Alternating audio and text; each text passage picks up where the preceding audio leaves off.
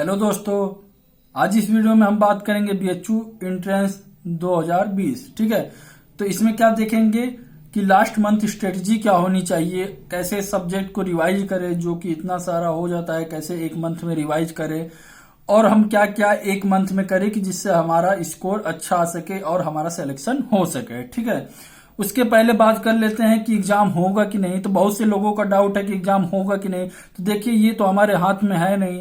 तो जो हमारे हाथ में है कि हमें प्रिपरेशन कैसे करनी है। ठीक है, मान लीजिए कि आपका एग्जाम हो जाता है, ठीक है, तो आपके पास ऐसा तो ऑप्शन रहेगा नहीं कि आप 10 दिन में आप तुरंत पढ़ के सॉल्व करके या करके तुरंत आप क्रैक कर सकते हैं एग्जाम को।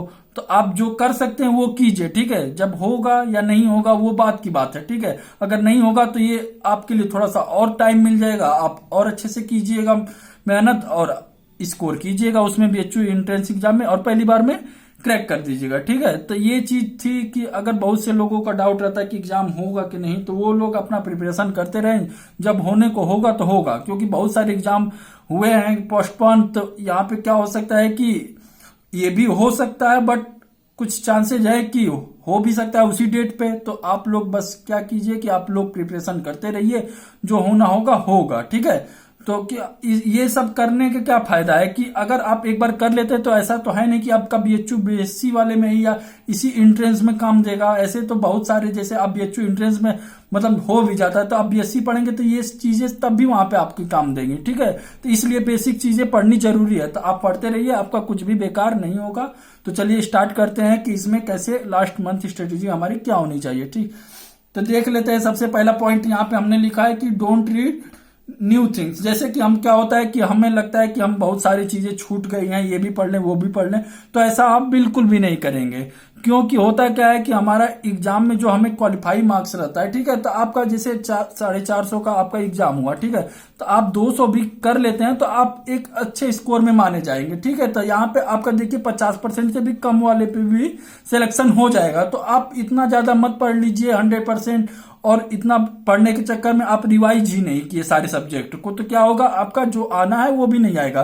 तो अगर उन जिनका 80% आपका तैयारी हो गया है तो वो अलग से कुछ भी नहीं करे, बट जिनका लगता है कि कुछ कम हुआ है, जैसे पूरा नहीं हुआ है, तो वो लोग पढ़ सकते हैं, उनके लिए कोई बाउंडेशन नहीं है। बट जिनका अच्छे से प्रिपरेशन हो गया, एक बार तैयारी कर चुके हैं, दूसरी बार कर रहे हैं, तो उन लोगों को ज्यादा आइडिया होगा। तो वो सारी चीजें ना कवर करे, कुछ ही चीजें करे, क्योंकि सारी चीजों से नहीं निकलता है, कुछ ही चीजें करे, अच्छे से करे, तो उससे आपका एग्जाम निकल जाएगा। ठीक है, तो पहला पॉइंट ये था।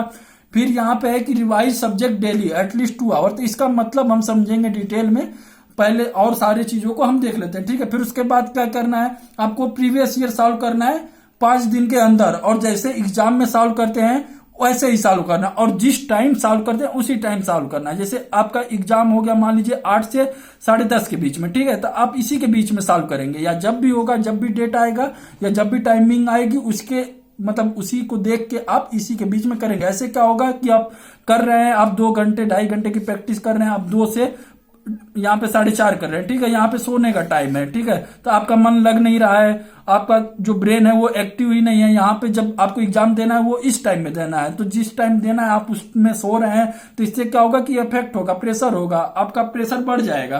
तो ये चीज आप नहीं करेंगे, आप टाइम एक सेट कर लेंगे, जिस टाइम में आपका एग्जाम होता है उसी टाइम में आप इसको सॉल्व करेंगे, और जैसे एग्जाम में रियल एग्जाम में सॉल्व करते हैं ऐसे ही सॉल्व करेंगे। ऐसा नहीं है कि आप लगेंगे पीछे का देखने कि इसका क्या है, भूल गए हैं, फिर ये चीज आपको बिल्कुल भी नहीं करनी है। आप जैसे पेपर देते हैं रियल वाली फीलिंग में, वैसे ही आपको यहाँ पे सॉल्व करना है। ठीक है, तो पहला पॉइंट हो गया कि आप अगर 80% तैयार हो गया तो आप कुछ भी अलग से मत पढ़िए। अगर जिनका नहीं हुआ है तो वो चीजें पढ़ सकते हैं। वो भी कैसे पढ़ सकते हैं कि आप प्रीवियस ईयर एनालाइज कीजिए, जो पेपर आसान है, या जैसे फिजिक्स में कुछ चैप्टर आसान है तो वो चीज पढ़ लीजिए, या जो भी आपका सब्जेक्ट है उस तरह से आप एनालाइज करके उस चीज को आप पढ़ेंगे, तो इससे आपका स्कोर अच्छा होगा। ठीक है, फिर उसके बाद क्या है, टेस्ट सीरीज। बहुत से लोगों को पूछते हैं कि टेस्ट सीरीज देना चाहिए कि नहीं। तो जो लोग जेई मेन की तैयारी कर रहे हैं या जेई एडवांस की, तो उनको जरूरत नहीं है ये टेस्ट देने की। वो लोग जो अपना तैयारी में जैसे जेई का ही दे रहे थे तो वैसे ही देंगे, तब भी उनका चल जाएगा।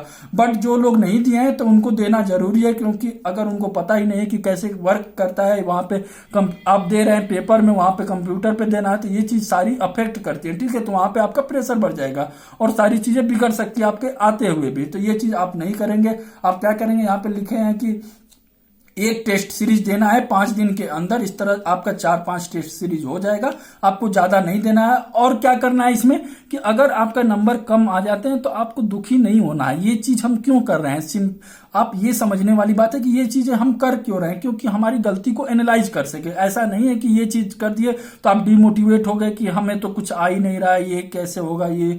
तो ये चीज नहीं होनी चाहिए। हम टेस्ट इसलिए देंगे कि हमारा प्रैक्टिस बने, और हम एग्जाम में अगर गए तो हम चीजें देखे हुए हों, ऐसे चीजें रहती हैं तो वो आपका हेल्प मिल सके आपको, ठीक है। अब उसके बाद टेस्ट तो दे दिए, फिर उसके बाद क्या करना है, सबसे मेन इंपॉर्टेंट बात आ जाती है कि एनालाइज करना है टेस्ट सीरीज को, ठीक है। तो एनालाइज करने के लिए हम सबसे पहले वीडियो में बताए थे कैसे एनालाइज करना है, एक बार फिर से बता देते हैं। जैसे आपका कोई भी मान लीजिए कि आप मतलब 5 क्वेश्चन, ठीक है, आपका गलत हुआ, ठीक है।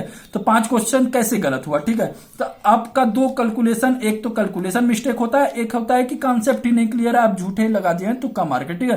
तो ये चीज को अगर आपको ऐसे है कि अगर कॉन्सेप्ट क्लियर नहीं है तो उनको आप कॉन्सेप्ट क्लियर करेंगे, फिर उसके बाद इस चीज को देख के आप कहीं नोट कर लेंगे अपने नोट्स में, ठीक है। फिर उसके बाद दूसरा क्या होता है, कैलकुलेशन होता है, तो आप उन चीजों को भी नोट करेंगे, वहां पे लिख देंगे। जो नोट्स लिखेंगे एक मिस्टेक वाली रफ सीट भी बना लीजिए, जिससे कि आप एग्जाम में जाते हुए रिवाइज कर सके और गलतियों को कम करेंगे। तो इससे क्या होगा कि आपका रैंक इंप्रूव हो सकता है, ठीक है।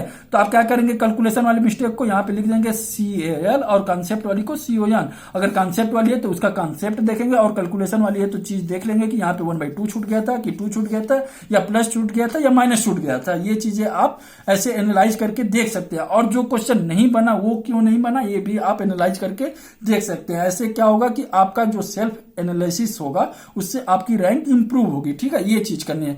अब क्या होता है, अब जो छठे पॉइंट पे आ जाते हैं कि आपको क्या होता है कि अब लगता है कि अब हमारे पास 20 ही दिन बचा है, अब हम खूब पढ़ने लगते हैं। आपका मान लीजिए 18 घंटा पढ़ने लगते हैं, तो इससे कुछ नहीं होगा। आपको क्या होगा कि डिमोटिवेट फीलिंग होगी कि ये भी छूटा है वो भी छूटा है। तो आप आराम से 6 घंटे कम से कम सोइएगा, 6 से 8 के बीच में सोइएगा। उसके बाद भी आपको 16 घंटे या जितने भी घंटे बच रहे हैं उनमें से आपको पढ़ना क्या है वो भी हम बताएंगे, कितने घंटे पढ़ेंगे आप अपने अनुसार आप पढ़ सकते हैं। हमने एक जनरल बताया है, सबका अलग अलग होता है, हमने पहले वीडियो में बताया भी है। अगर कोई नहीं देखा तो वहां पे देख सकते हैं कि कैसे आप, हर लोग के लिए अलग अलग कंडीशन होता है, तो वहां से आप समझ सकते हैं, ठीक है। फिर क्या है, अवॉइड सोशल साइट। यहाँ पे जैसे क्या होता है कि आप यूट्यूब पे आए, ठीक है, आप पढ़ने वाली चीज छोड़कर बहुत सारी चीजें आप 1-2 घंटा वेस्ट कर दिए, फिर उसके बाद लगता है कि यार ये तो पढ़ना था आज हमें नहीं हुआ, तो इससे क्या होगा कि डिमोटिवेट फीलिंग होगी, ठीक है। तो ये चीज आप नहीं करेंगे। आप 1-2 घंटा लीजिए, वो भी पढ़ाई के लिए। 1 महीना बाद आप उसके बाद अपने से आप खूब सोशल साइट्स यूज कीजिएगा या कुछ भी कीजिएगा।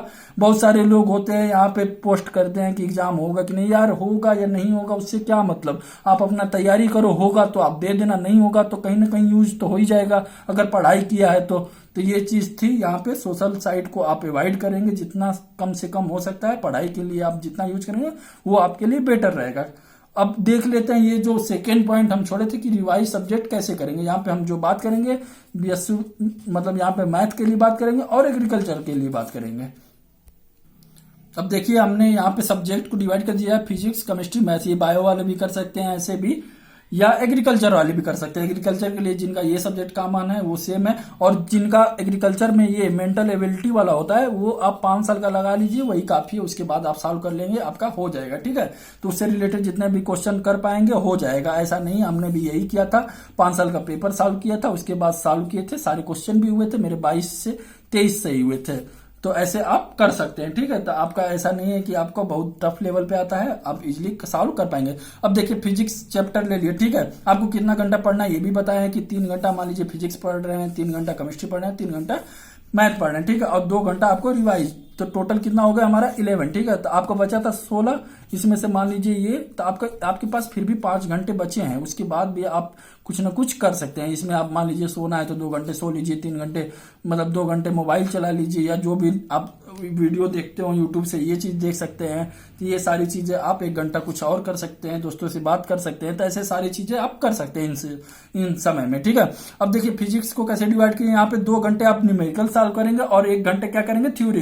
क्योंकि BSc में क्या होता है कि यहाँ पे थ्योरी भी आती है, तो आपको थ्योरी भी ध्यान देना पड़ेगा। जैसे अभी देखे थे आइसोथर्मल प्रोसेस वाला डायरेक्ट क्वेश्चन आया था, अगर नहीं पढ़ेंगे आप न्यूमेरिकल से सॉल्व करके जाएंगे तो आपका क्वेश्चन गलत हो जाएगा। और 2 घंटे थ्योरी सॉल्व, 2 घंटे न्यूमेरिकल सॉल्व करेंगे, उसके बाद ये चीजें आपकी कंप्लीट हो जाएगी। 3 घंटे आप कोई भी एक टॉपिक का ले लेंगे तो ऐसे सॉल्व करेंगे, ठीक है। फिर केमिस्ट्री में आ जाते हैं, तो ऑर्गेनिक, इनऑर्गेनिक और फिजिकल तीनों को आप ध्यान देंगे, क्योंकि 15 क्वेश्चन आपका तीनों में आता है। तो इसी से 15 से 18 हो गया, 15 से 18, 15 से 18 ऐसे क्वेश्चन आते हैं, ठीक है। तो आपको ऑर्गेनिक ले लेंगे 1 घंटा, उनको आप सॉल्व करेंगे या क्वेश्चन देखेंगे।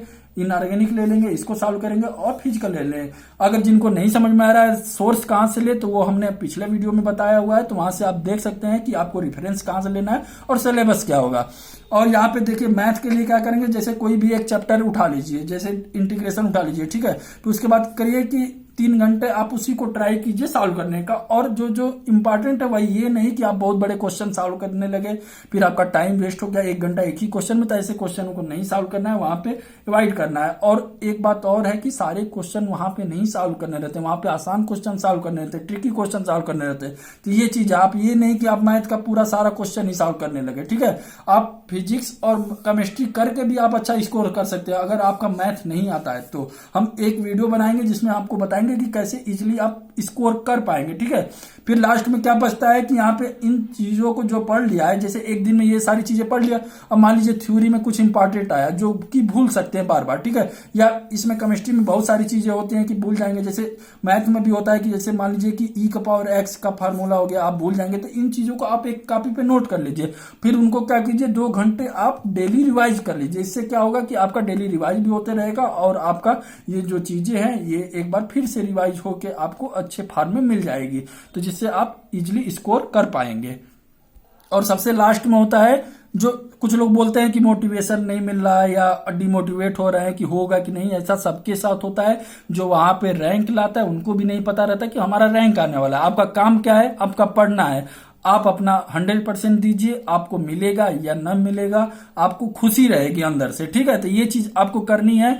जो लोग भी डिमोटिवेट हो रहे हैं तो आप लोग पढ़िए, इतना टाइम नहीं रहता कि आप डिमोटिवेट होके आप 1 घंटा बेकार कर देंगे। तो इससे आपका क्या होगा कि अगर नहीं हुआ तो आपके लिए हमेशा दुखी का कारण बनेगा।